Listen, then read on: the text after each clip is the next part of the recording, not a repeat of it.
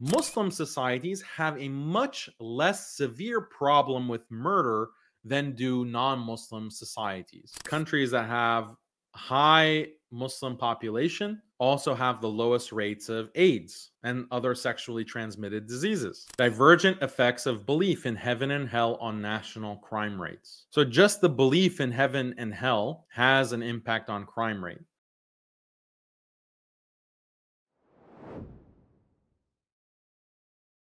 This is a reputable website, official data, and it's looking at exactly the same metric that he was looking at, which is the number of homicides per 100,000. So this is a snapshot of 2019, but we can go back in time and see how these rates change.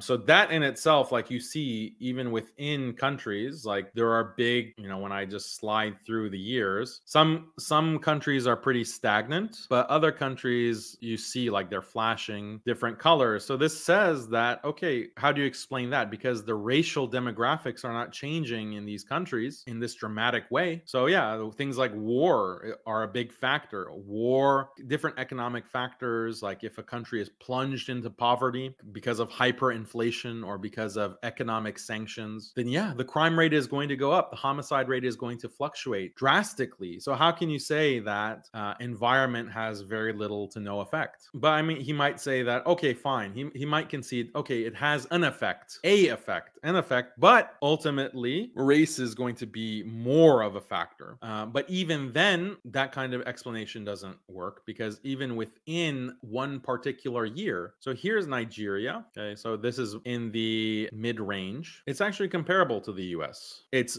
much greater, like the homicide rate in Nigeria as opposed to France or Spain or the UK or Germany or even Italy.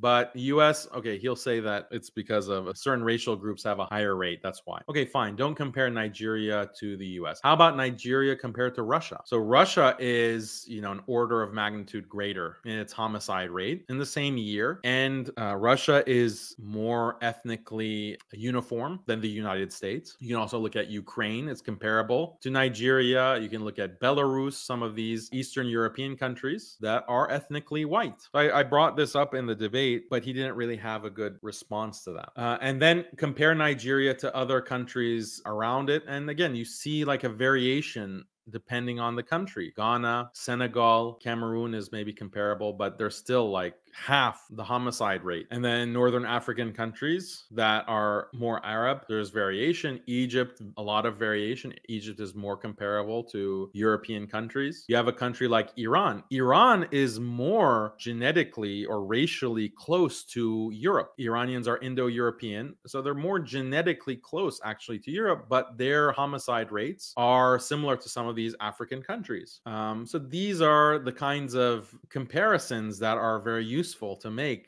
because it's just too many variables to account for. You have to account for race, fine. You have to account for economic development, fine. You have to account for different political factors like war. All of that is going to have effect, which muddies the analysis, and it's not going to be fair. Like if you have a selective comparison, oh, let's look at Nigeria versus France. And oh, see, look at the difference. That can only be explained by race. Okay, fine, but you should do other comparisons as well. Or like looking at Detroit, which he's about to do. Because one of the main points that a lot of these white nationalists will make is, okay, look at these racial minorities, look at immigration, and they have much higher rates of violent crime. Okay, but what is the explanation for that? Just having okay, this is a different race and everything is determined by genetics, that's not compelling to me. I don't think that the evidence taken in its totality really justifies that conclusion. So that's one thing that I want to show you. I want to read you a quote from Stephen Fish,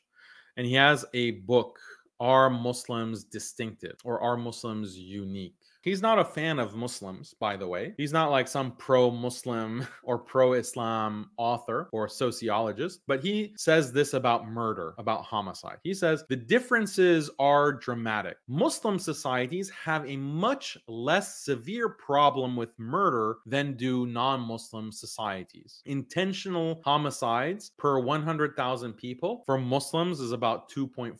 For non-Muslims is about 7.5. And then he says, if you compare the murder rates in the largest Muslim and Christian countries, the discrepancy is even more dramatic. 2.1 homicides per 100,000 versus 11 homicides per 100,000 in the largest Christian countries. When he says like there's a dramatic difference in the homicide rate between Muslim and non-Muslim societies, he's controlling for economic factors, he's controlling for different variables, coming to that conclusion. And he's saying that the homicide rate is negatively correlated with the percentage of Muslims in the country. So even having more Muslims in a non-Muslim country is correlated with a lower homicide rate. So this is clear evidence of an impact of religious belief. What else does religion impact? Because again, JF is saying religion has very little to no impact. We looked at the homicide rate comparison, but have you seen this map or this comparison? So this is a map that shows the prevalence of AIDS in Africa, and this is a map that shows the Muslim population density within Africa. And you can see that the countries that have high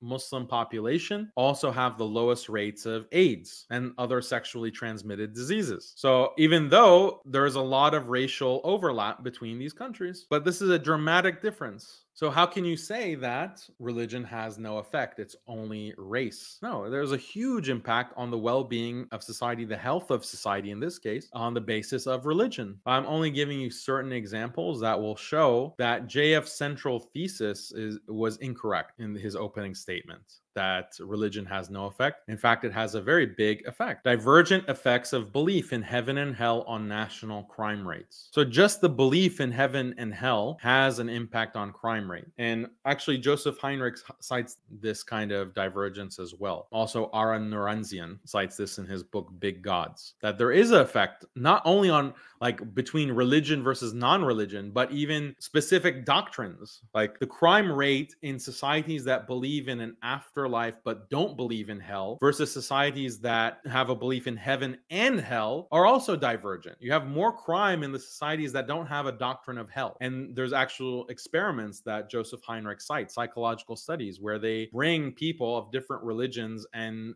do tests to show whether a person will cheat for his own benefit on the basis of, you know, his religious background or race or ethnicity. And belief in God, specifically belief in an all-powerful God, reduces the rate of cheating. Belief in hell, belief in punishment, reduces the rate of cheating and crime. This is an established fact in all of these psychological and sociological studies. So here is a chart that shows this fit line that shows a clear as you proportion of nation that believes in heaven minus the proportion that believes in hell. So as that goes up to 40%, the crime index score also goes up. So because that means there's fewer people who believe in hell in these societies. And then they're organized by Roman Catholic, non-Catholic Christian, Muslim, and others. So you see the Muslim countries are all at the bottom of the crime index. And these countries like